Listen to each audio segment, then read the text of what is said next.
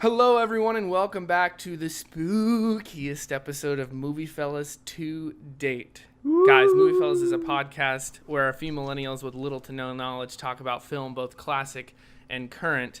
Mostly current, but today, classic and current. My name is Matt. I am your host. With me this week is Haste the David Toole. What's up, everybody? Adam Norris. Yeah. And our very special guest from the Cinematary podcast, Andrew Swafford. Hello. What's going on, guys? Hey, everybody. And also from the Lost episode. Yeah, I was going to say, That's right. in addition to the fabled Lost episode of MovieFellas, in which we talked about Joan of Arc, and I was never told to record my own audio. So This week, guys, we told him, though. I told him, and it was my fault. That was a really cool episode. I really enjoyed that, so I'm sad that it was that long. got lost. But guys, it was long, too, like 2 hours. It was like 2 hours, yeah. Well, But- luckily we'll just include that with the Blu-ray advanced copy. That's right. Right. Oh, God. In my season Twitter 2. joke after the recording was that 80 years from now, someone will find the recording of that podcast in a closet in an insane asylum as the Joan of Arc Which is where- celluloid print was found. Right. Perfect. So hopefully I like that'll it. happen. But guys, we're excited to be back. Like we said on our last podcast, we're going to be doing these once a month, and this episode is going to be airing tomorrow, which today's the 30th of October, as everyone knows. Not everyone probably, but everyone who probably listens to this knows tomorrow's Halloween, and that's the spookiest day of the year. So today we're doing the spookiest podcast of the year. Let's get into some news, all right, guys? Oh, gosh. This isn't very spooky news. Well, some of it might be. Guys, Thor Ragnarok is receiving critical acclaim. We'll see. Critics love it. Apparently, it's amazing. What do you guys think about that? That's pretty spooky. After It's the pretty after Yeah, the- pretty spooky, considering every single time they release a Marvel film, it says it's the best, most well-rated yet. Okay, that's not true. That's That seems we're gonna kind of have to weird. see Pretty with spooky this to one, me. because honestly, The Dark World was an absolute dumpster fire. So wasn't that bad. yeah, it was. No question. I will say, as a complete outsider to the comic book movie world, and as someone who gets impatient with how much superhero movies are talked about on this podcast sometimes, I am actually excited for Thor Ragnarok. Mostly that's because of interesting. the talent of Taika Waititi behind the camera. Yeah. Yeah. Very true. And Space Jeff Goldblum and Goth Kate Blanchett. I'm just Now here we're for all of talking. that. Now he gets That's it. right. Andrew gets it. I love the 80s. I love the 80s titles, like how stylized it is and everything. I kind of realized our dynamic that we're creating in this episode, and that's me and Haste smack dab in the middle of the comic book universe. Adam is our breaching force because he still enjoys some comic book movies, and Very Andrew's few. just on the outside, skeptical of all comic book I movies. So- have not gone to see one in the theater since the first Avengers. Dude, Wow, you're not that's missing out. 2012. You are not missing out. Hey, Adam, shut up, all right? Yeah, know what? I've caught a couple of them on DVD and have assured myself that I am not missing out. All right. But Dude, also, don't you love it in here's that? I can't remember which Marvel movie it is, Matt. You can help me. It's the one where the guy with the powers has a problem and he has to go to a new place. And That's called a hero's arc, okay? he makes some new friends. All right. Well, it's not my fault. Marvel is doing the most cookie cutter job with the hero's arc ever made. But yet they're still making right. millions of for dollars. it to be the hero's journey, there has to be some sort of cohesion to the narrative, which Marvel movies That don't. doesn't happen either. So Right. Yes, they do. But here's the thing we also have to acknowledge. If the movie doesn't make him want to kill himself, Norris doesn't like it. That's true. That's It's the not- other that has problem. been established. okay, listen. I love Xander Cage, and that made me want to kill myself. Jeez. I can't even take this seriously. I feel like we have wandered pretty far from the original story here. Yes. this is Anything all else? Nah, on that's the just Thor our Ragnarok, thoughts. Matt? This is And just here we are. I think Taika Waititi. I am excited to see Taika Waititi because, like Hayes said, I mean, I don't think it's dumpster fire. The second Thor movie wasn't great. There wasn't anything special about it, so I'm excited to see that talent behind it. So we'll see. I'm seeing it Thursday.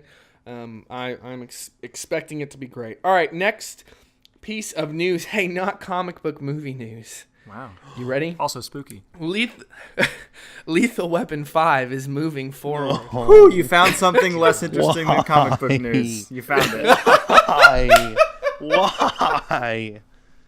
No. Okay, so here's the thing. No. Next news. Who's going to be too Next old news, for everything Matt. at this point? Because they're both not young. Matt. Next news. I don't care. All right. Lethal All right, Weapon we'll move on 5. That's we'll not move on to the news. next piece of news. All right, we'll move on to the next piece of news, which is comic book movie news. Zachary Levi will be playing Shazam in the movie Shazam. Is this the Shaq, the original Shaq movie? No, that's Kazam. I knew Okay, I was sorry. hoping someone would do that. Thank you, Andrew. Jeez. I would like Kazam is my them to favorite remake Marvel Kazam. movie. Yeah, that would be great. Probably could not. forget? Who's a Probably popular shouldn't do that. basketball? Steph Curry. He could be in it. Maybe. What do you think about that, Hates? Because you're the only one who has any knowledge of that kind of stuff. Of what? Of comic book movies. Oh. I'm sure. I don't know who the guy playing him's going to be. Zachary Levi, I just said it. That's not coming like to the top of my head of Chuck. what he looks like. It's Chuck. Oh, nah, I don't care. No, okay. It's a alright, DC well. movie. They're pretty subpar as is. Moving on. Okay, Wonder Woman. All right. Okay, hear me out for 1 second. This is going to piss a lot of people off. Wonder Woman is good after the first view and no more. You didn't like it the second time you saw it? No, it just gets casually more just subpar the more you watch it. Well, that is one All more. right, I've only that's seen it one once. more See, view Haste. than the average. Haste is Marvel about to join our side. This is good. He's starting No, to learn this the is just truth. This is just in regards to DC movies because they all suck, minus the Dark Knight trilogy, which never gets old ever. That's fair enough. You know, it's not That's fair necessarily enough. DC, but All right. Well, we're pretty light on news because all of the news, I was looking through it, I was running through it, and obviously there's been a lot of news since Is it nothing the last time spooky? we recorded an episode. Where's our spooky news? Oh yeah, there is a little bit of spooky, but it's more comic book movie news. Actually, it's graphic novel. Hold on. Movie I want to news. guess. Okay, go It's ahead. something Harvey Weinstein related.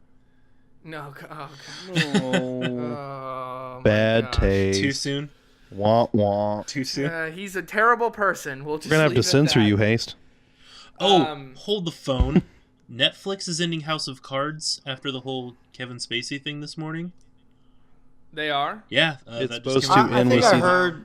I think I heard somewhere where they were planning on. They had already signed the paperwork to end the series before, like a year before Oh, this whole okay. thing Yep. came out. Mm.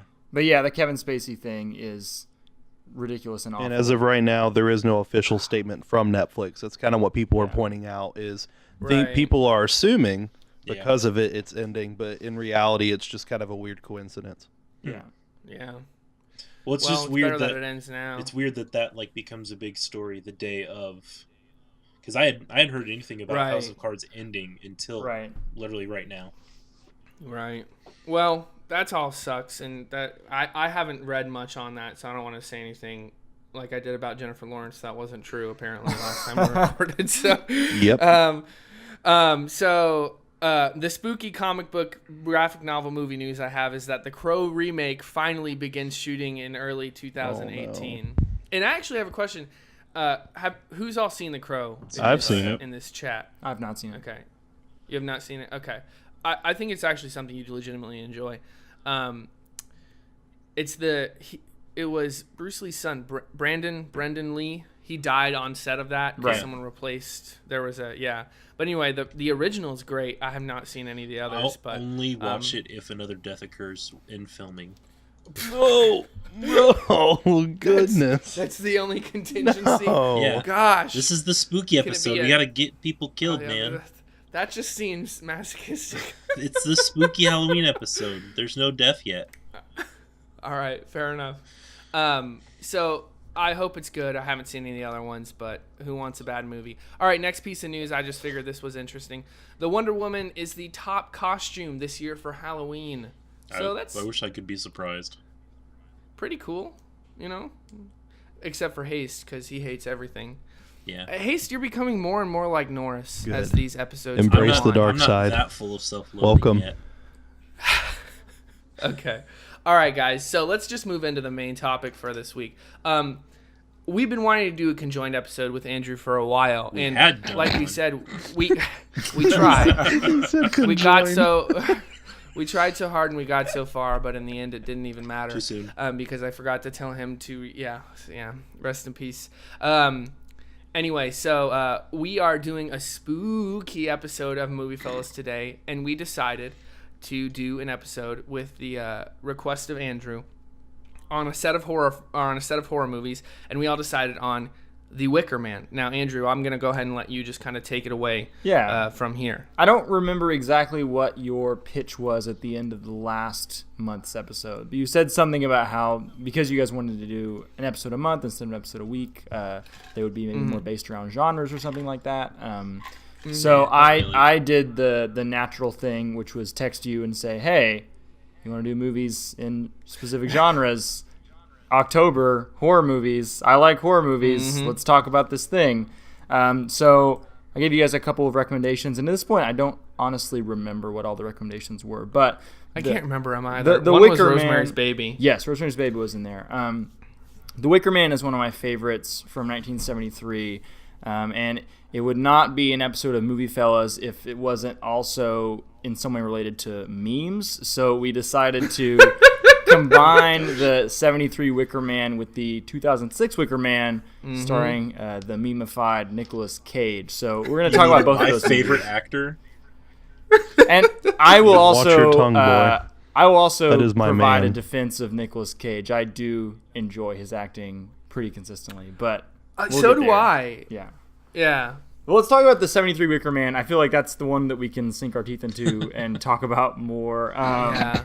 So here's the quick intro for people who are not familiar with Wicker Man. And at some point, this will get spoilery, but we can probably It's give a like warning when it's 30 some odd year old movie now. I think we're okay. Yeah, but this is Yeah, a movie well- that definitely relies on a twist, That's true. or a Yeah. piece of hidden information.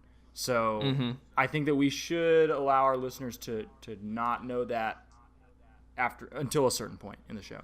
Yeah. So we'll anyways, we'll say it clearly, guys. Yes. Everyone listening.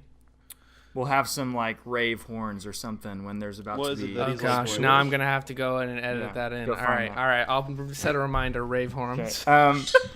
So, The Wicker Man, 1973, is directed by Robin Hardy. It is a British horror film. Robin Hardy was a bit of a one-hit wonder director. He didn't really have any successful films after The Wicker Man, though he did release a sister film called The Wicker Tree in 2011. This was not a sequel or a remake of The Wicker Man, but it is exploring a lot of the same ideas, supposedly. I don't know. I haven't seen it. One thing that I thought was amusing about it was that The Wicker Tree is based off of a novel also written by Robin Hardy, and the novel's title is Cowboys for Christ. And I thought that you guys would appreciate that. Literature. Yes. That's I'm interesting. intrigued. Oh wow, he just recently died. Yeah, Okay. yeah. Yeah, because I was wondering how old he was. See? If he had Now we have death. What year did he die? About time. last year, 2016. Wow. This episode is even spookier now. Yeah. Ooh. So the It's all development left of the film, it was originally a concept developed by the screenwriter Anthony Schaefer along with Robin Hardy, but notably also Christopher Lee, who a lot of modern film goers know as Saruman from the Lord of the Rings films. He's Count Dooku, Which I will henceforth refer to him as. We can call him Saruman. That's fine. But Very well. before The Wicker Man, he was most known for being in a bunch of what's called Hammer horror films.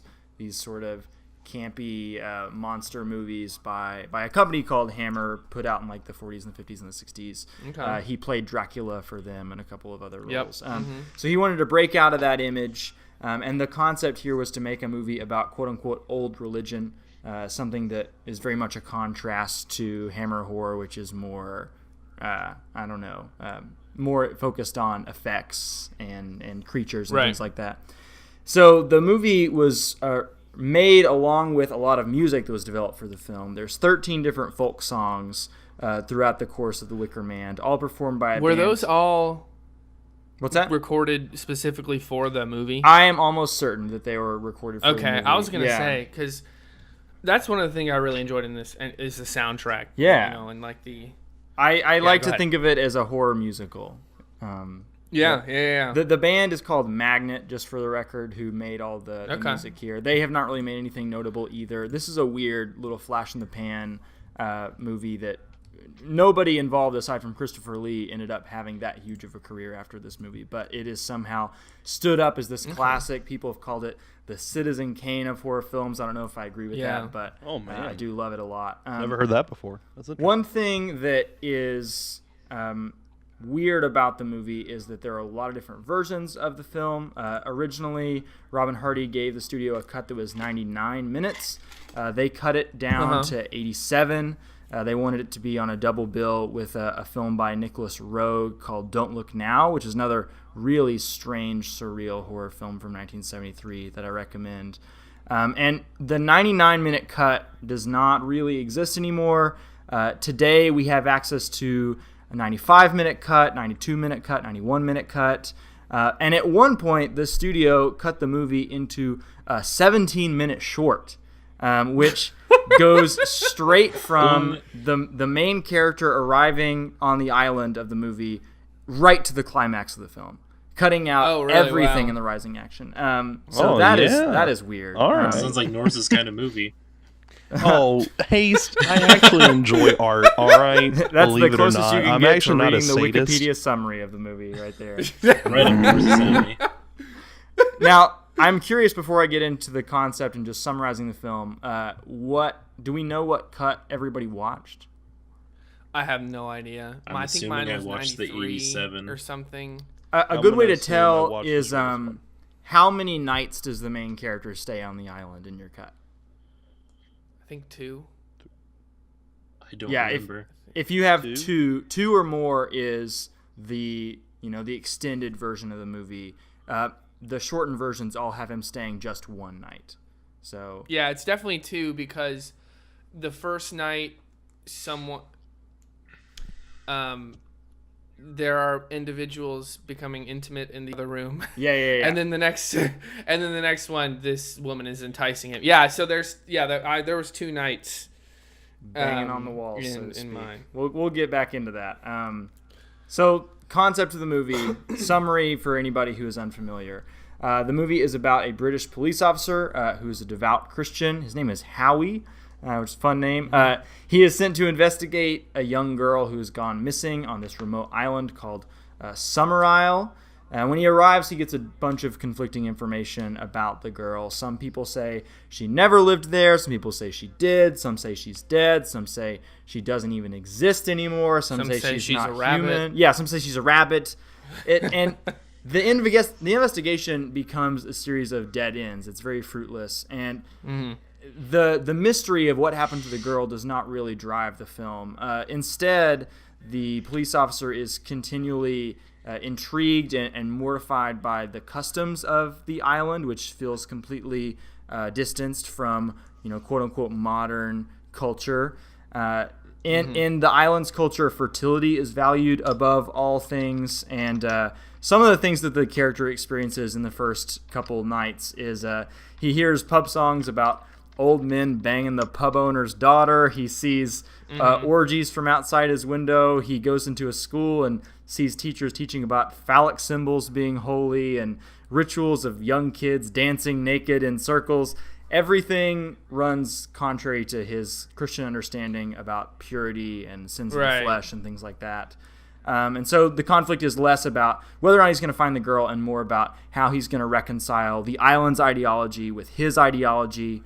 He's both utterly disgusted by what he sees on the island, but also very tempted by it as well. There's something about the island's laissez-faire treatment of sexuality that is enticing to him on some instinctual level, and he's got to battle that. And I thought that it would be an interesting film to talk to you guys about, especially considering it is concerning religion in a large way, and all of you guys have either studied like theology or ministry one way or another. So that's my intro to the film. What are our just immediate reactions? Okay, you go, Matt. Go ahead, Adam. Okay, all right. So for me, I usually take a lot of time and look into a lot of background information, research a film, but because of my schedule, I didn't really have that time this week. Right. So at this point, when I finished the film, my immediate knee-jerk reaction, and I'm not talking about whether I liked it or not. It was more just from the from a big picture perspective. It felt like it was a really good portrayal of like a Christian-esque subversion of modern values. And watching that character kind of go through this, it wasn't necessarily a transformation because he was pretty static because he was forced to make a lot of decisions that challenged his faith.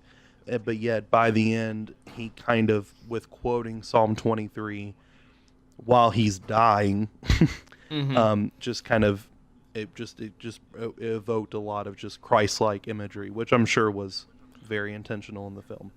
Oh, yeah. Right. Well, my first thoughts were it reminds me of Hot Fuzz.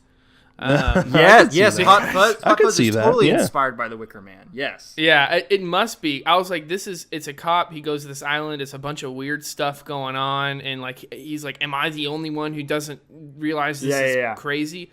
Huh. You know, I didn't even think about that. I completely forgot about it, but when I watched Hot Fuzz a couple of months ago in preparation for Baby Driver, I was continually astounded by how many direct Wicker Man references there are. Right. I'm gonna have to go back and watch Hot Fuzz because I'm gonna be like, yeah, that's that. Because like I was like, this is like Hot Fuzz. Yes. One of the first things I thought about it is the pacing is a lot quicker than I expected it to be, especially for a movie in the 70s. It's a lot more there. And this kind of goes with this is why I avoid older movies, in all honesty, because I know there's a lot of good movies and blah, blah, blah, cinematography and themes and whatever. Yeah.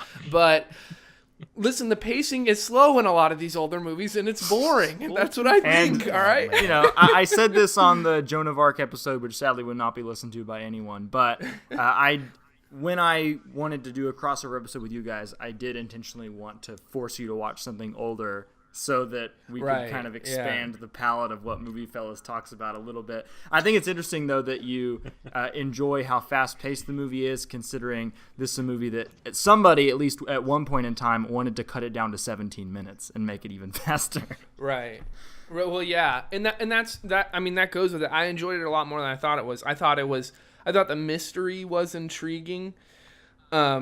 Of it, you know, I didn't really know. I've heard the synopsis of the Nicolas Cage Wicker Man, so I know kind of what happens in that one. But like this still kept me relatively interested. So, Haste. Oh, I'm up. Well, let's see. We got me. We got Matt. We got Andrew. We got the ghost of Andrew Jackson, and then you. So. The Ghost of Magnet the band. If anything that really stood out to me that this movie did really well, it kind of had a lot of, I guess, it was a lot of atmospheric tension. While it wasn't really kind of like that whole Hot Fuzz thing, the main character knows what's going on, but everything else just seems so weird and awkward that you're just like, how do I handle this? How do I keep watching, seeing the main character in so much distress over just the in his mind everything wrong going on around him and no one else acknowledging it. So pretty much the same acknowledgement that everyone else has made so far. I think that would be a good point to jump off of to talk about this as a horror film, because we are presenting this to people on Halloween. It is ostensibly a horror movie, as people say, the Citizen Kane of horror movies. Do you find the movie scary? Do you consider it to be horrifying? I think not really. Well, hold on a second. Wait. Me personally, dissension. No. The dissension amongst the MovieFellas. The dictionary definition of horror is anything that disturbs in any way, essentially. Okay. So if you're what? No, I'm just saying. I'm enjoying this. So big fans of the dictionary. Under the assumption that this is more along the lines of a psychological horror, then yes. Granted, it's not necessarily something that disturbs the viewer directly, but it's disturbing in the form of, I imagine back then it would have been more along the lines of horror, because we're not as, I guess, unsensitized to everything that took place in that movie. Desensitized. I will say, to counter that point, that 1973 was the same year that Texas Chainsaw Massacre came out. So, like, that's the other end of the spectrum of movies that are really gruesomely horrifying. Right. Yeah. And so I guess it.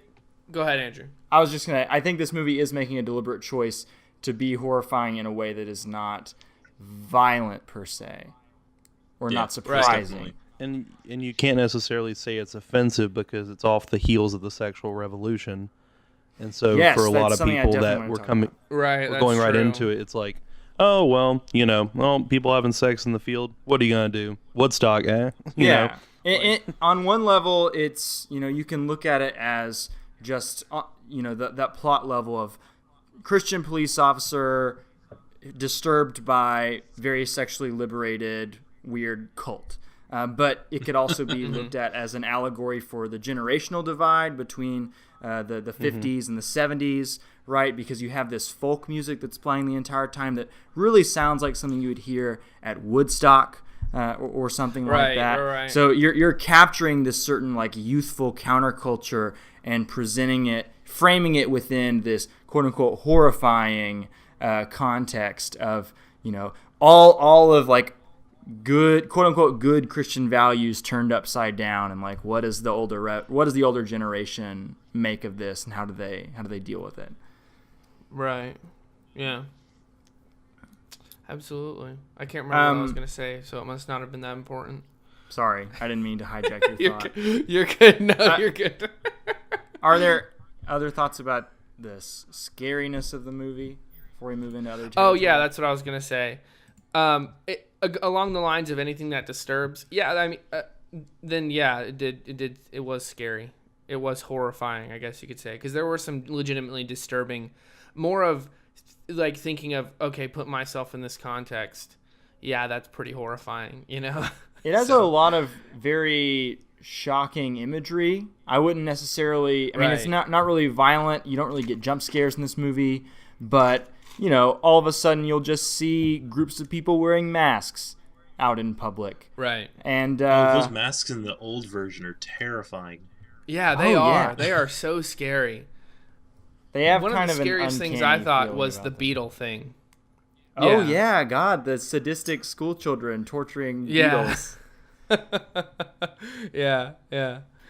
And like just the feeling that is created by those scenes at night where various people are having sex in various places, and there's just so much weird energy and tension that is built, ratcheting up in the movie, and you don't quite know what to do with yourself in that moment. Like there's a specific montage sequence. I think the editing in this is super strong, where it is the cutting slug thing. So it's cutting back and forth between an orgy happening outside, a woman having sex with a young boy in the room next door to the protagonist, people underneath the protagonist on the floor below him playing a song. We're being introduced to Christopher Lee's character outside, and we're seeing two slugs have sex on a leaf. And like the movie is I didn't even realize seamlessly cutting between these like 5 different things, and it's information overload. And we can tell from the distress on the main actor's face that this is very psychologically disturbing or unsettling to him, because it's almost like temptation is literally all around him. He cannot escape it on this island. I wanted to talk a little bit more about religion. It was touched on a little bit earlier, but I'm specifically interested in your guys' perspective because you have a very different one than I do. What is it like to watch this movie from a Christian perspective, and what do you think it might be saying about religion? I can't really talk about what I want to talk about until we get into spoilers. Okay. Because there are a couple of parts that it's interesting because I think that all the guys would agree with me, as well as you, Andrew. He kind of goes in like a bright eye, I don't know how to describe this, an untainted, almost childlike view of religion and Christianity, and so once he sees something that is contrary to his beliefs, it's like, why would you even kind of think of these things? Albeit I think there are Christians who are like that, maybe, who have been more sheltered their lives, but these are like to the nth degree of extreme. He's not seeing someone who's saying, oh, the Bible isn't real. He's seeing like promiscuity, like intense promiscuity, and he's seeing like people just with a very flippant view of kind of life in the physical body and stuff like that. So he kind of has like a naive, not naive, I won't say naive, because Scripture says childlike faith is good. He has an untainted view of Christianity that he hasn't had to push past at this point, it seems like. Mm-hmm. Well, what do you guys think? Okay, kind of to build off of that. Oh crap! I kind of lost my train of thought. If anything, it kind of, it's kind of the middle of the road film, because it shows. Can we just be in the spoiler part already? It's really. I think we probably should. Do we need to? Yeah, we probably should. Yeah, for me to get this point across, I think I need to. Cue like club music air horns right now. All right, spoilums. Okay, so you look at the end of the movie when they're, at least in both movies, in the Nick Cage, when they're pouring bees into his helmet, which we'll get more into later, and the original, we see this Christian character sitting there screaming, "What is being done right now is not going to make any difference. It's not going to matter. Nothing you can do, even killing me, is not going to fix your problems, because look at where you guys are at." So it's really kind of a middle of the road, one's not right but one's not wrong kind of mentality. At least that's how I kind of viewed it. If I can, real quick before Adam talks, build off that point. The scientific revolution was partially inspired by a lot of Christians, because they were like, oh crap, these volcanoes and these acts of nature happen. It's probably not because of the god of the sun or the god of the seas or whatever like that. So let's try and explain it through like science and through natural causes. And he's like, you guys are dumb. He's like, killing me is not going to do anything. There's no such thing as the god of the sea or anything like that. It's just natural stuff. He goes on saying, it's not, you have bad crops because this land isn't good for crops. That's why. Well, I think it was the crops specifically that weren't. I think it was more the crops that weren't specifically good for the land. But same thing. Yeah, that is a really interesting point, that the movie is putting the 20th century understanding of science and 20th century understanding of Christianity on the same team, so to speak. It's like in a movie like God's Not Dead, like those are the competing actors, right? And here, like those two things can work in tandem to fight against something that is maybe more insidious than both. Right. Yeah. Spooky. He mentioned Insidious. Well, Insidious is good. Was there another thought out there about the religious stuff?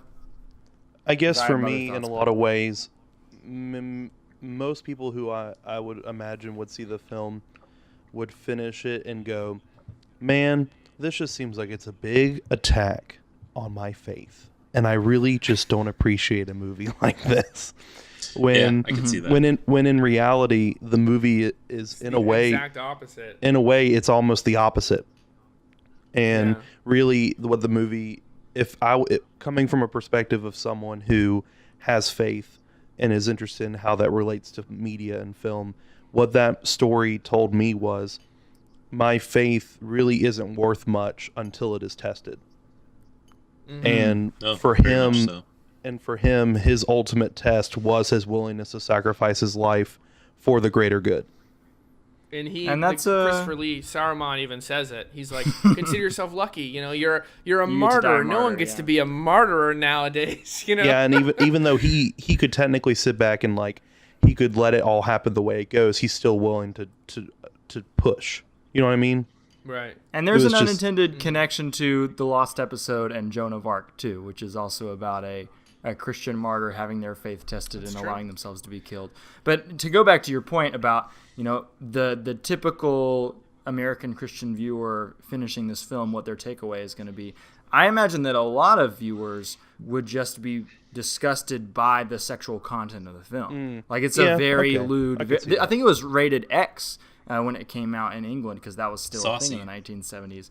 Yeah, so it is strange to think of a movie, an X-rated film, interrogating religion in a way that is not condemning religion, but raising questions about it. And I'm wondering what you guys think about the way in which the movie may or may not equate Christianity and the pagan religion of Samaria. Like there's the moment where our main character Howie is talking about all this like crazy mysticism related to reincarnation and fertility that doesn't make any sense to him. That's not science. And then Christopher Lee's character says, but your savior was born of a virgin impregnated by a ghost. Yeah. And the movie is, I think, in some way maybe asking us to say like, well, are some of these like arbitrary pieces of lore any different from the arbitrary pieces of lore of, ancient ages old pagan societies? What do you guys make of that? What's your takeaway there? I guess I'm going to just say a little something. I'm not going to try to answer it all. My first thought is I feel like the film's ultimate goal was to really, to ask that question, but not necessarily to provide its own answer. It just wanted to provide as much context as possible for both views. So that if you were a viewer that came from any perspective of religion and faith, you would find yourself questioning whatever it was. Like there isn't a person who could walk in and just go, I don't know what to think about.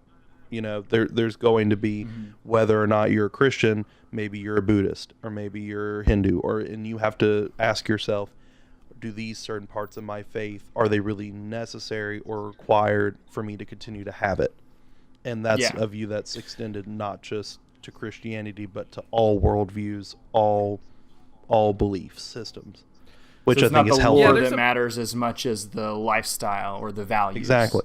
Because ultimately, even if paganism was completely right, it still kills people. Yeah, both sides are still martyring people with no issue. So there's a skepticism about, I guess, religious practices, I guess you could say. But, and like you said, he's kind of tested and he's tempted, but in the end he ends up quoting Psalm 23 and he's, praying to God. But yeah, I think that the film just kind of builds on the skepticism. And I thought that was interesting that it did that because you empathize with the protagonist. Yeah. I did the entire time. So if there wasn't any pushback, I think it would have felt unnatural. To where you just kind of feel, oh yeah, he's right, he's whole. Exactly. And it's not necessarily built as like he's some white knight in shining armor. He's just someone who's the next in line to be tested, or which to be knights in shining armor do come up in the Nicolas Cage version. But let's hold off for just another couple minutes on that. Considering that is a meme, before that we is get there. pure toxicity. Let's talk about the ending just a little bit more before we wrap up on the 73 version. I'm wondering, because this is a movie that it relies on that twist ending in a lot of ways, and it's become entrenched in a sort of pop culture consciousness, I think. So I'm wondering if you already knew the ending going into the film, and if you did, do you think the movie still works if you knew the ending? Haste, we haven't heard from you. Can you repeat the question one more time? Sorry. Did you already know the ending before you started to watch it? And if you did, do you think the movie still works? I knew the ending only because I'd seen the Nick Cage version way back when. So, and I feel like If anything, oddly enough, I feel like the Nick Cage version and his death was a lot worse, if that makes any sense. Just because he got the bees. Well, because he got... I forget, did they... Okay, I know. Okay, so to quickly jump ahead to the Nick Cage version, the version that I watched does not have the bees clip in it. My understanding was that was the deleted scene. So, did you guys watch a version that ends with him getting attacked by bees? I rented it on Amazon. Oh, I saw it. I rented it on Amazon, so... In all of its glory. And the version he gets his legs broken, too. Yep. See, in the version that I watched, they literally bring him to another Wicker Man, and they burn him alive exactly the way they do Howie in the first version. Oh, really? Yeah. Okay. Well, mine must have been like an extended cut or something. Considering that entire new version flies in the face of everything the original attempted to do, can I blame them for trying to save a little bit of grace by just repeating the ending? We'll get there. Other responses to whether or not we think the movie still works if you know the ending / did you? I think it does. Yeah. See, what's funny is I knew the ending because I'm like, he's going to get sacrificed. I hadn't seen clips from the old one or anything, but I'm like, dude, man's going to get sacrificed. And so, but building up the whole time, I was like, well, are they going to sacrifice this girl? So I think, like, I thought that legitimately, even though I kind of knew or I had heard the ending before. So I think it does work really, really well. Still, even knowing the ending. It's not the destination; it's the journey. Yeah, that's right. Because so much of the film is just seeing Howie's reaction to all the various pieces of culture related to Summerisle that he comes across. So, again, the question of whether or not he finds the girl does not matter. The question of whether or not he dies, it matters thematically, but it doesn't matter to the many conflicts that are just densely packed into this film and the series, this feeling of stress and tension that it creates. You're not necessarily thinking about the end goal. You're thinking about the character's belief system the entire time. Yep. Yep. Mm-hmm. So, and I think it definitely works. Yeah. Should we go to the 2006 version, or should we have any other thoughts about 73? I'm ready. This is the most disgust I can portray in my voice. That's disgust. That's my disgust noise. Okay. Oh, gosh. So if we're doing this, here's a little bit of context of the 2006 film.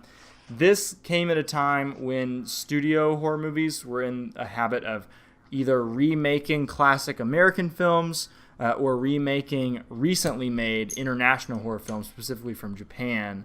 So if you look at a timeline of this, like 2002 is The Ring, 2003 there's the Texas Chainsaw Massacre remake, you got The Grudge in 2004, Zack Snyder does Dawn of the Dead in 2004 as well. They do the Amityville Horror, they do The Fog, they do a J-horror film called Dark Water, they remake The Hills Have Eyes, The Omen, they make a Silent Hill movie, they remake Pulse, the Japanese film. Dude, the Silent Hill movie. And like, this is all leading up to The Wicker Man, which also gets followed up with Rob Zombie makes Halloween, and there's a new Friday the 13th. So in today's horror world, like it seems we've kind of moved on from the found footage genre of the early 2010s, and we're now kind of in the James Wan-averse of like different like Conjuring universe films and Ouija movies and things like that.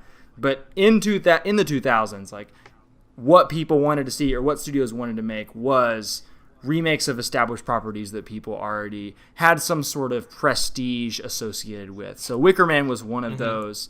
It is one of these weird movies that is getting made a lot now, actually, where it's neither a prequel or a sequel or a remake. It's sort of a retelling of the original film, but it's set in the future, like almost like the events of the first film did still happen. I got a beef with the set in the present day part. Anyway, because like there's a bunch of examples of this. Like people said The Force Awakens was kind of a sequel / remake of New Hope, and you have things like Jurassic World and King Kong and the Mummy, all this stuff. Mad Max, stuff sort of, like that. Yeah. And this movie reframes the original film's ideological struggle about faith and sexuality and puts it into a context specifically about gender hierarchy. Our main character comes to not Summer Isle, but Summer's Isle for whatever reason. And it is a matriarchy where all men are essentially mute and women run the society, though the actual culture and the values of the culture are not dwelled upon nearly as much as they are in the 73 film. I will say that, and this is something pointed out to me by my Cinematary co-host Nathan Smith, this is made by a guy named Neil LaBute, who is a notable ex-Mormon. He was excommunicated by the Mormon Church because he was. That's interesting. Why he didn't add the religious themes then? Yeah. Well, I mean, Nathan's take on it was that Mormonism is a system of a very strict gender hierarchy where women have very little power and very little voice. So he wanted to make an inverted version of that where men have no power and women have all the power, and kind of interrogate this like Mormon value system in that way. But there's really no religion to speak of in the movie. He does add a bunch of bee imagery, as we have alluded to. Apparently, in addition to being like great meme fodder, bees are a common symbol in Mormonism for like industriousness and being part of the larger hive and things like that. But I'm bearing the lead here. Most notably, the film casts Nicolas Cage in the leading role. Nothing but the best. The Cage Master. Nick the Cage. Andrew, before we move forward real quick, you were saying about Summer's Isle. I have secret hidden knowledge of why that happened. So the studio had a Swedish intern that was typing up the script, and when they said, how do you spell the old one, they said Summer Isle, but he had the S on the home row key instead of the A, and so they said, we'll go with it. Where is your source on this? I just Wikipedia. I just made it up. Okay. I mean, I can see it. Fake news. That was good. Fake news. and that very canonical on the internet bee scene was not in the theatrical cut. I guess it was added for the director's cut as an alternate ending. For the best. I guess you guys all watched that. So. Oh yeah. What are your responses to the 2006 Wicker Man? The best movie ever made. Oh gosh. Okay. This is one gripe I had that probably shouldn't be a gripe. Okay. All right. So the original takes place. Okay. So 73, right? So when he gets on the island looks like it's maybe like 10, 15 years in the past. It looks like when you walk into a Radio Shack that for some reason is still in business. Yeah. You got like the Casio keyboards that they're still selling for like $300 and they're going on Craigslist for $20 because they're, like 15 years old. It looks like, but it could exist. It's like a place that's kind of just hasn't kept up with the times. In the Nick Cage version, the women are all in bonnets. Yeah. Like it's supposed to be in 2006, and it looks like it's the 1800s. One of my favorite. It's not believable. One of my favorite film critics, Mark Kermode, who works for the BBC, referred to it as the entire movie takes place in Ooga Booga Land, which is that's a good way of describing the setting. That's seriously. I mean, it's terrible. Like the whole movie's just bad. It's like, is it set in actual time or is it all a dream sequel? Like I don't know. It's terrible. It's a horrible movie. One way I kind of looked at it, so boring. It was The Village without the M. Night twist. Yeah. Pretty much. Okay, that's fair enough. A lot of the same imagery and set design and costume design definitely carry over from The Village, which I think was made in a pretty close vicinity to this time-wise. That was like a 2003, 2004 movie, something like that. It's mid-2000s, yeah. So there's no way to look it up. I imagine the success of The Village could have possibly inspired this. Oh, yeah. Yep, so 2 years, okay. So that would make perfect sense for this to be put in production after that was successful. Mm-hmm. Oh, yeah, because just to throw in the little statistic real quick, The Village budget was $60 million and it made $256. So I'd say that's pretty successful for 2004. And people didn't like the twist of The Village. I mean, general audiences didn't like it. So The Wicker Man is an attempt of giving you that story, but without that very controversial ending. Dude, I freaking love the ending. Right. I love The Village. Of The Village? Yeah. Yeah, I'm with you. I that totally surprises me, man. That makes me sad. Okay. I'm neutral towards it. It's fine. Like, I don't love it, but... Dude, So let's talk about... What do you think of the Nick Cage one, Adam? What? What do you think of the Nick Cage one? Oh, the Nick Cage one? I mean, it's like pretty much garbage. I mean, I enjoyed it. It was entertaining. Okay, I want to interrogate this a little bit because though I think the 73 Wicker Man is a masterpiece, it's a perfect movie, it's a classic, and this is not on that level, I don't watch it and think this is complete garbage. So why do we hate it so much?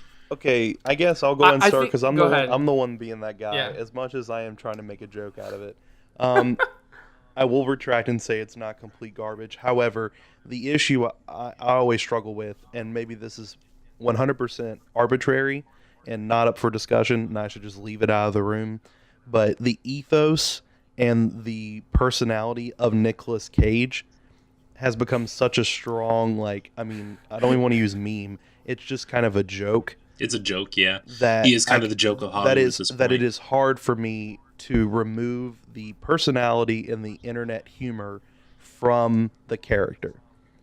And so a lot of the film's tone and atmosphere is completely ruined for me because all I keep thinking is not the bees in every single scene. But that's a lot of the memified moments of the bees and the doll and the bear costume and the punch, like those all come in the last 20-ish minutes of the film. And I went into this movie expecting for it to be really campy and really over the top and unintentionally comedic. And once I will say I did not love this movie, but once I was 15-ish minutes into it, I kind of forgot about all that stuff. It fell away for me because the movie is very straight-faced. And honestly, so much so that it becomes a little boring. Like I expected this movie in a way to be, you know, this unintentional camp classic, but instead it's just kind of long and quiet, and you know, I was kind of uninterested in a lot of the things because they tone down the ideological stuff so much. Like gender roles don't occupy the center piece of the narrative in the same way that the religion does in the original movie. So it focuses on the mystery, and the mystery is not interesting, right? Like, you're not going to find the girl. Nope. Everything is a dead end. She shows up magically at the end, and therefore all of Nick Cage like stumbling around in barns and like looking under river grates and things like that, and waking up from 3 different dreams. Yeah, all of his backstory about this trauma he experienced with the saving the little girl from the car, like none of that feels like it has any weight. It doesn't matter in any sort of thematic level. So it's like your enjoyment of it lives or dies by how much you're enjoying Nicolas Cage ham it up in that moment, and he plays it pretty straight for most of the movie. And I enjoy Nicolas Cage. I think he has serious star power, and he brings himself to every single role, which I think is great as an acting philosophy, honestly. But I enjoy his movies where he does get to let loose a little bit, like in Raising Arizona or in Vampire's Kiss or something like that. And here he's just kind of playing the hardened cop, and I don't think that's the best role for Nicolas Cage. I think he needs to be a little unhinged. It's not the best role, and the dialogue is so bad. Like, I mean, like I don't know who wrote this. I didn't look it up. The 2006 was written by it's the same as the director. LaBute. Okay. Neil LaBute. Yeah. It's like, that's the thing. Like, I think Nicolas Cage it has fantastic roles, and he's a phenomenal actor when he's given the right material, just like most actors. I mean, Hayden Christensen is not a bad actor, but what do you do when George Lucas gives you a script? Like, it sucks. Like, you can't, you know. So I think a lot of it is just the acting, and obviously the direction is just, that's the thing for me. Like, I think it's atrocious because there's some parts where you can kind of laugh it up and it's funny because it's Nick Cage, but it's boring and it doesn't work as a mystery horror film. It just doesn't, you know. Like, the mystery isn't interesting. The horror isn't scary. Well, I think the problem with it is the fact that the mystery gets boring because in the end we find out there is no mystery. So it's like I sat through this for nothing essentially, which sucks to say, but yeah, it is what they give you. Yeah, and it is not a scary film either. I mean, the first one is psychologically terrifying in a lot of ways, and it has a lot of surreal imagery that makes you do a double take. But this film doesn't even have that stuff, and it doesn't have scares either. So I could definitely see somebody watching this and being like, this is not a horror film. Like, in no way is this a horror absolutely. film. I don't even know if you can really give it much of a genre, to be honest. I mean, other than it's a mystery. Thriller? It's a police procedural, I guess. But I don't know. yeah, it's so funny. The Wicker Man, a police procedural. Police procedural. And if you guys are watching Lethal the version Weapon 6, Wicker Man. if you guys are watching the version with the B ending, there's actually no Wicker Man. You know, like, why is it called Wicker Man? If they don't, they end it so abruptly, and I was interested at why they did that, and I couldn't. I just finished watching it, so I went and watched the ending on YouTube, the Wicker Man ending. Yeah, and because I was watching the Wicker Man, I was gonna get some Wicker Man, but it's not that is not nearly as effective as the original. Wicker Man, like right. It you just don't feel the weight of it, and it doesn't work. It doesn't work. None of it works. It's less serious. Also, they tried to get. Yeah, and also they tried to give him empathy. It's like, oh, it's your daughter, right, or whatever. He has a lot of backstory that doesn't feel necessary, and yeah, but also a lot of the analysis that I've seen of this movie tries to put it in the context of examining gender roles, and people want to look at Nicolas Cage's character as this misogynist who has to confront a matriarchal power structure, right? And he's definitely has latent misogynist tendencies, like he commands women around like he owns them and things like that. But when Howie arrives on the island in the 1973 Wicker Man, he is like flaunting his Christianity left and right everywhere he possibly can, and you have to really be looking for the way that Nicolas Cage treats women to find anything. It does not seem readily apparent. The only thing that's readily apparent is, again, this uninteresting mystery. So, like, did you guys get anything out of that, like, thematic strain of the movie about men and women?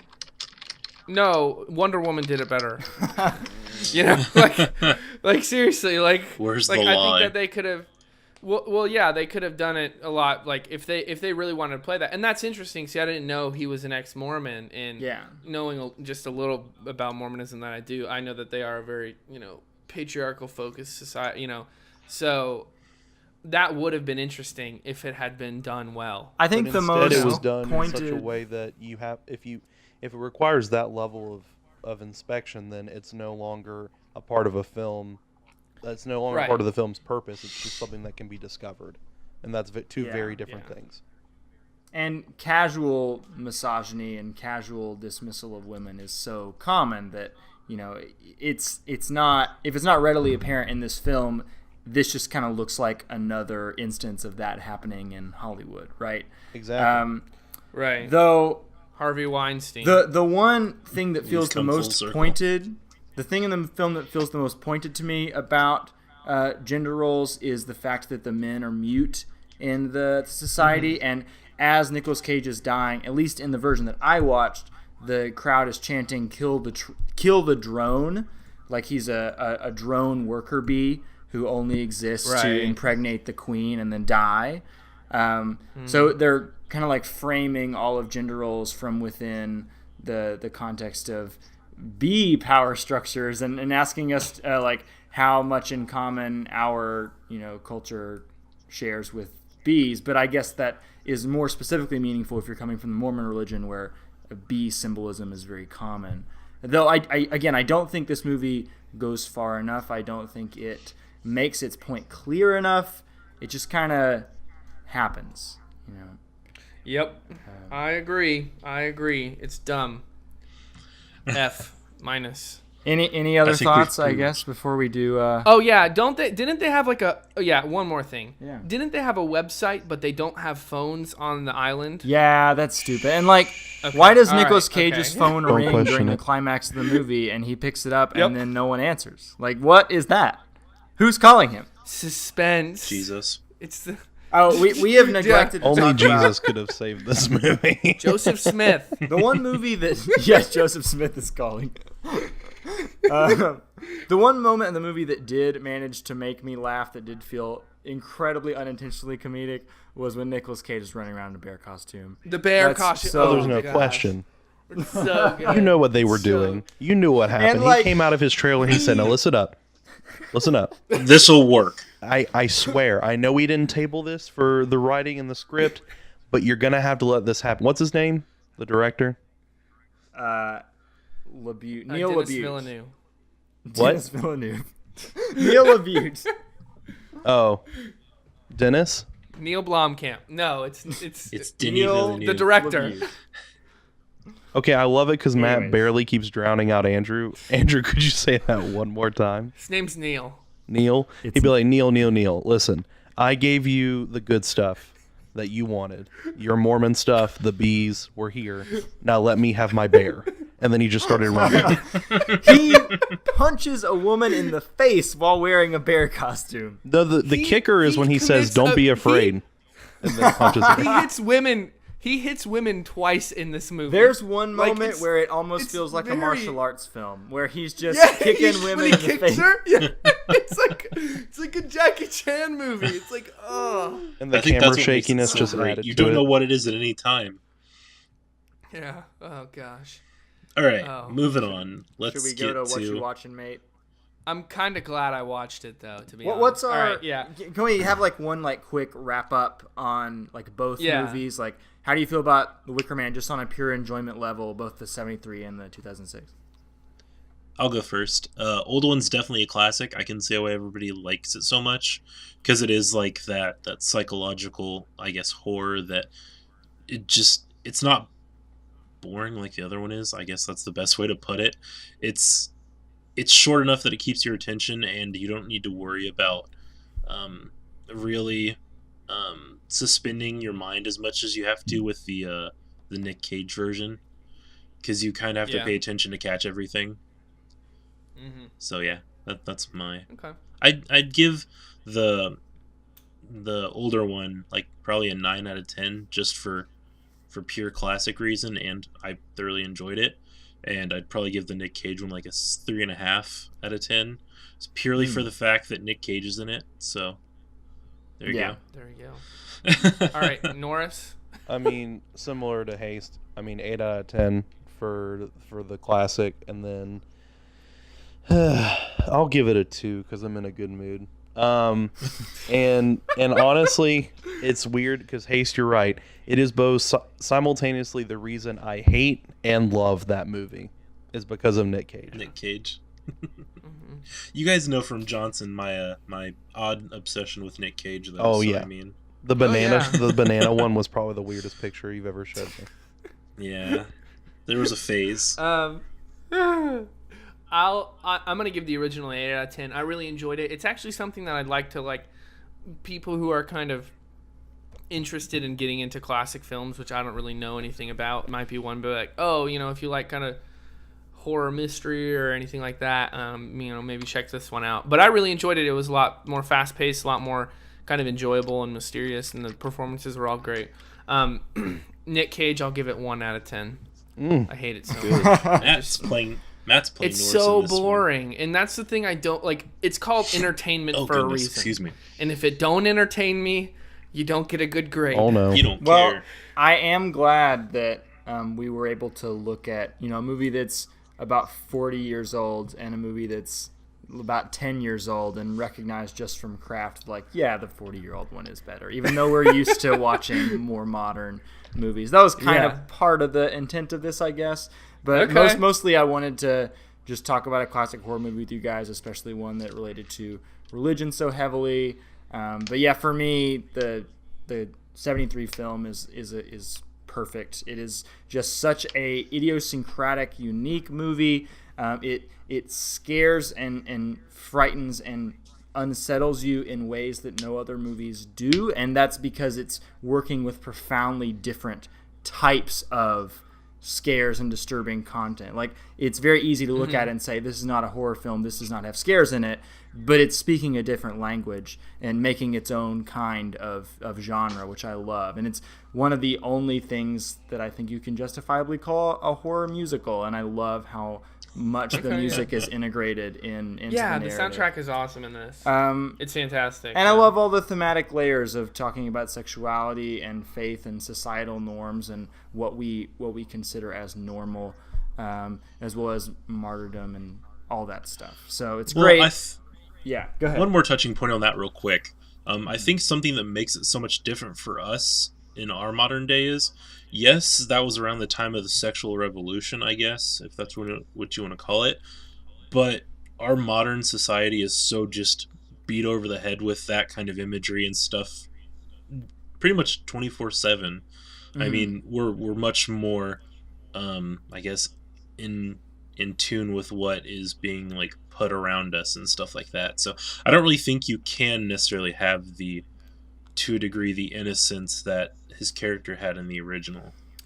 Yeah, not as well. It depends on how you grew up as well. I guess when you were talking about personal resonation, you know. And I think the movie does go out of its way to make, you know, stereotypical ideas of promiscuity feel very strange, like having school kids sing a song about penises while they're running around a pole, and stuff like that. You know, like, we are inundated with Victoria's Secret ads and stuff like that, but it's not so normalized as a culture to where we're talking about phallic symbols in kindergarten class. Right. So yeah. I think the movie it was does to an extreme. emphasize it. My take on the 2006 Nicolas Cage film is that one thing we did not mention is I think it's a very handsomely shot movie. It looks very nice. It has a really warm autumnal vibe to it, with a lot of very deep oranges and greens and things like that.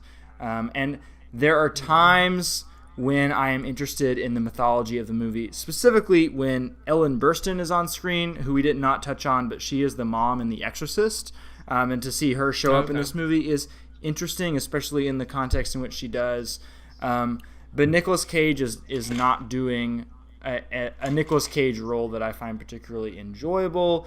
He kind of fluctuates from 0 to 60, and I want him to be at like 55 or 50 the whole time.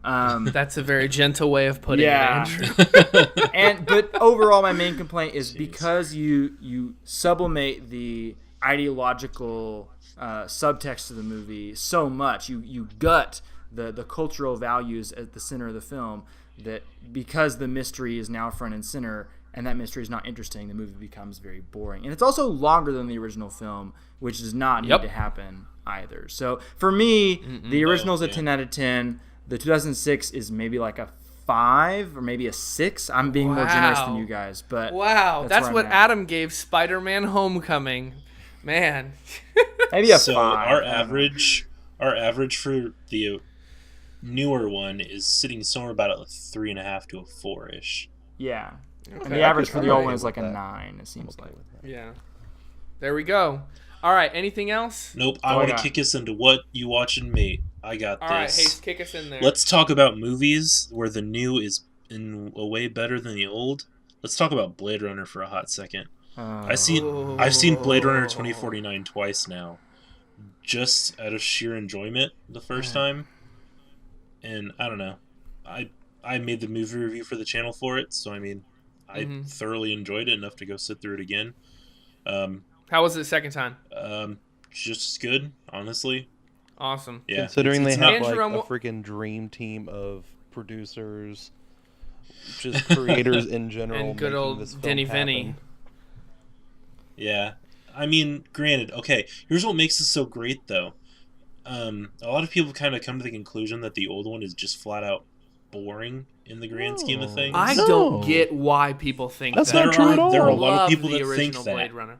Oh, I know. That's so sad. I just don't understand it. Here's the problem that I think it comes down to. The new one is just so visually stunning that it kind of keeps your mind busy when there's nothing going on. So you're not sitting there wondering like, oh, wait, what's going on? It's like, I don't care. I'm just going to sit here and look at this masterpiece of just visual effects. Right. Dude, the original, I watched it the night before I went to go see Blade Runner because I hadn't seen it since I was 18, but I remembered enjoying it. And I didn't watch the theatrical cut, which has the really dumb dub over it where he's like, they're called skin jobs. He really phoned it in. I watched like the director's cut, Ridley Scott's director's cut, and it's visually, the sets are just fantastic. The way it's filmed is, it's just beautiful. And I thought that 2049 was amazing as well. Andrew, are you a Blade Runner fan? I'm a big fan of the 1985 Blade Runner. 2049, the new one. It's been 25 days since I've seen it. I was kind of hoping I wouldn't have to talk about it. Am I allowed to swear on this podcast? Avoid it. Use the other words that you. Use sentence enhancers that aren't inappropriate. I insert curse word here. Hated Blade Runner 2049. Oh my gosh! I really. Hey, is there any way you can stop recording your audio right now?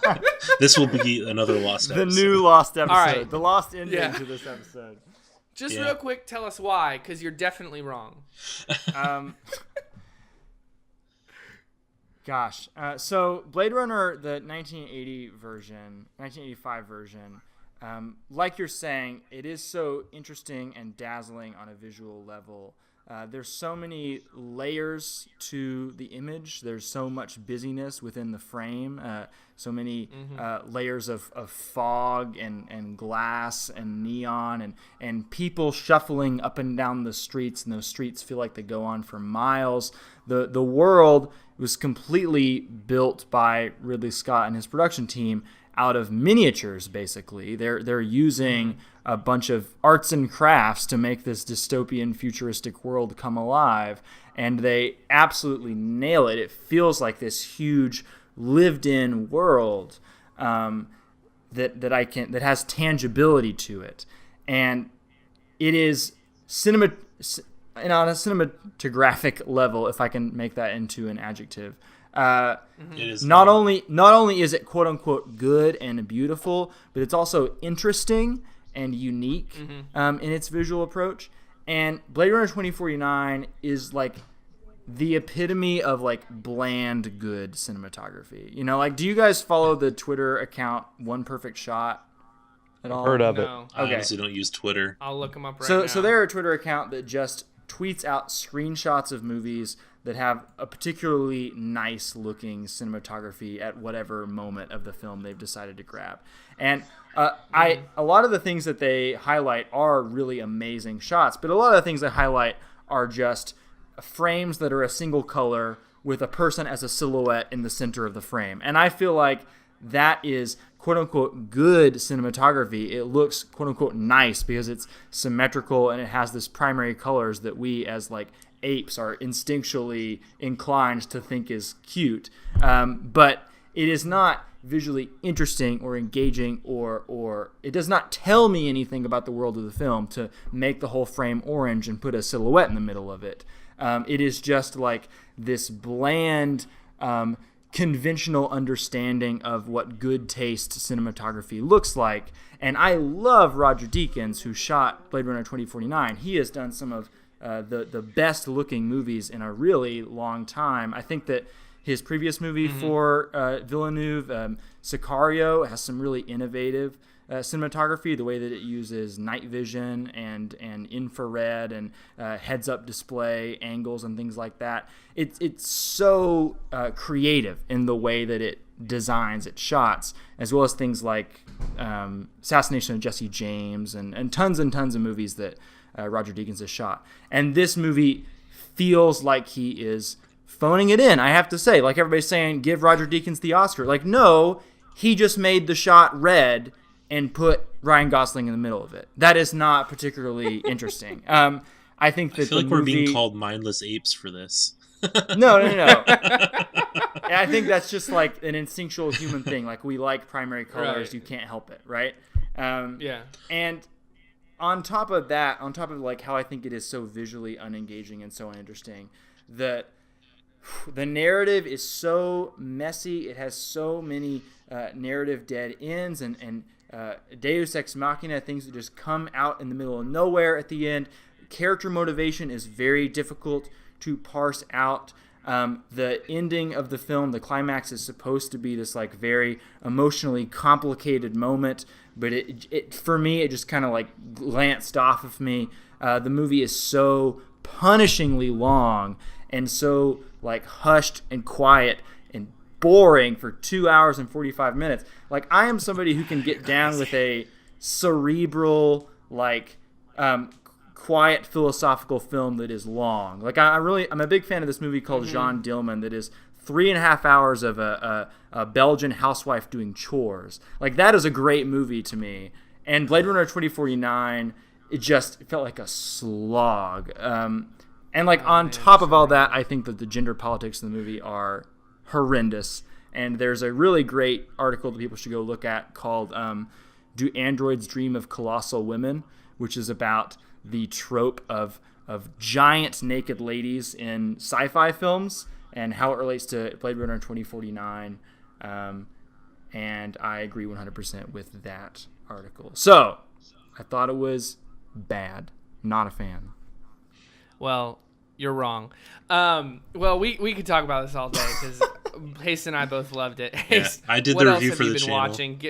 Give us a couple more things, then Well, we'll move on. I don't really have a whole lot more to add other than after finding a YouTube channel called Found Flicks where he talks about like in depth the ending of mostly horror movies. I went back and rewatched It Comes at Night after watching his explaining the ending because he pointed out a lot of things that I never caught. Wait, what's the channel? It's called Found Flicks. Okay. It just made that movie that was already really just super miserable throughout and depressing.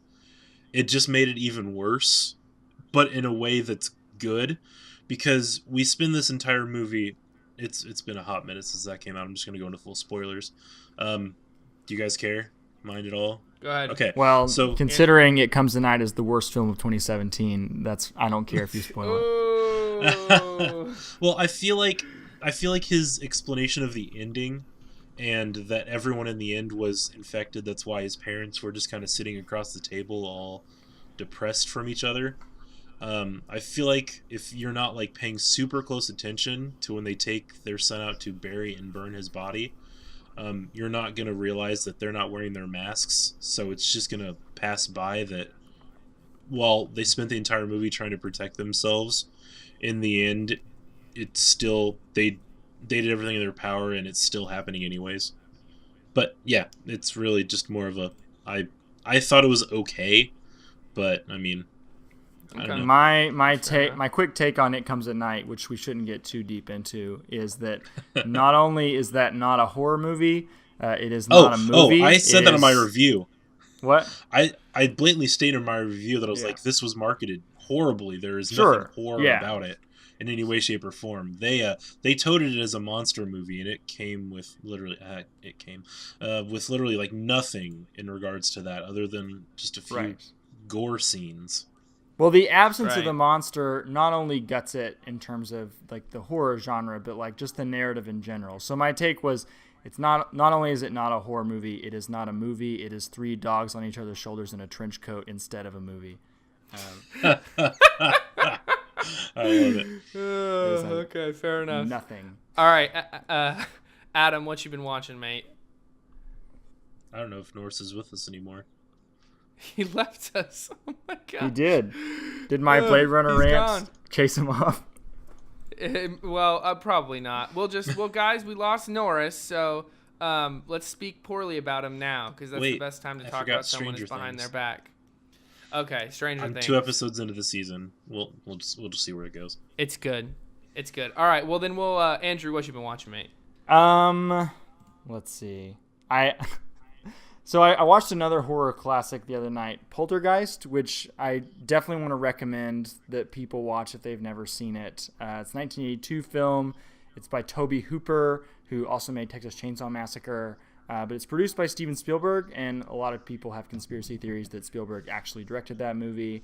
It takes a lot of your typical Spielberg isms, his idyllic sentimentality about suburbs and Americana and pop culture, and puts them in this really critical lens. It's a movie about the average American family, living in the suburbs, 2.5 children, white picket fence, dad's reading books about Ronald Reagan, kids have Star Wars posters on the wall, and introduces a horrific element, which is there are ghosts inside of the TV, and the ghosts have taken one of the children, and they have to get the child back. And it becomes this absolute takedown of everything related to American culture and capitalism and colonialism and things like that, that I was really taken aback by the first time I watched it. I just rewatched it the other night. I still think it is one of the best horror movies of the 1980s. It opens with the national anthem, and it closes with an image that I don't want to spoil, but I think is very thought-provoking. That's a very dramatically rewarding image to end the movie on, but also if you look into the background, there are more layers to it that are troubling. Poltergeist is great. People should watch it if they have not. In addition to Wicker Man, another good old horror movies you should go back and watch if you can count the 1980s as old, which not really. But I also watched a movie from 2001 called Bones, to switch gears entirely.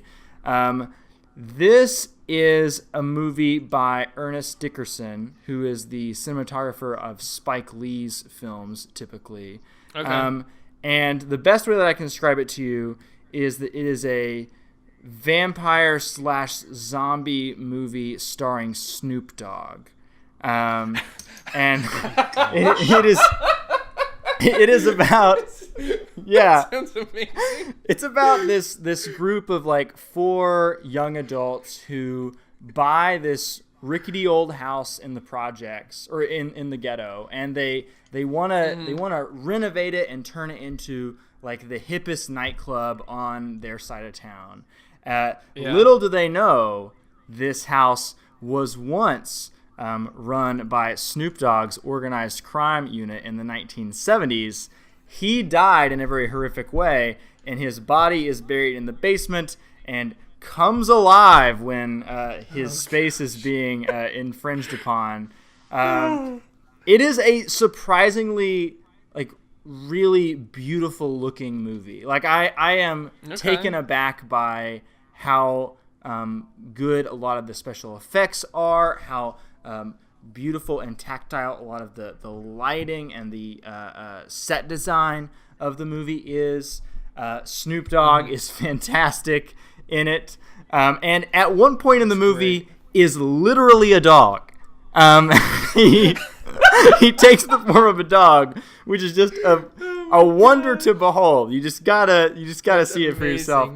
I do think that the movie goes into some very silly scare territory at the end that I cannot vouch for, but the first 75% of Bones is A, very well crafted, B, surprisingly meaningful in relation to urban design and the legacy of racism and things like that, and C, you get to watch Snoop Dogg be a horror movie villain, and it's amazing. So I gotta that's on Amazon VOD if you want to watch it. Yeah. Okay. All right. Yeah. Cool. Oh, awesome. Rosenberg, before you go, I've got one more movie to throw in real quick. Again, this was on the back of me finding that aforementioned Found Flicks YouTube channel. I watched a movie called The Void, which was insane. And it's not really an easy movie to talk about because it is so just crazy.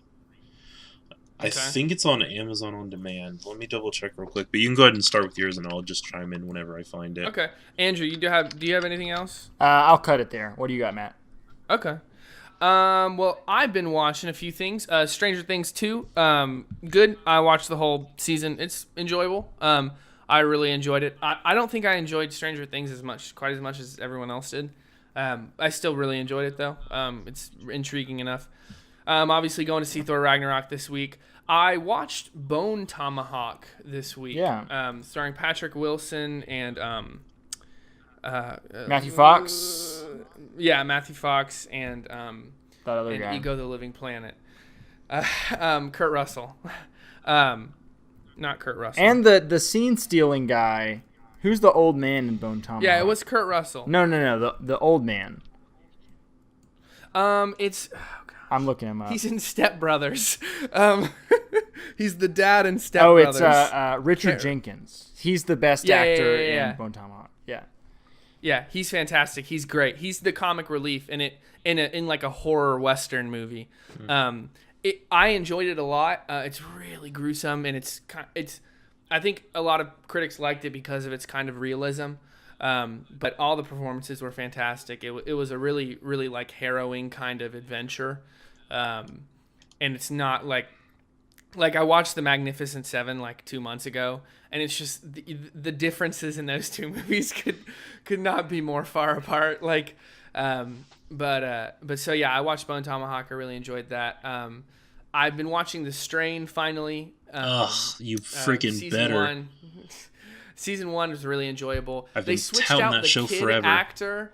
Yeah, Have you watched any of The Strain, Andrew? I typically am not able to make time for TV, sadly, so I have not watched it. Fair enough. It's Guillermo del Toro. It's created by him. Right. He was awesome. I love him. Yeah.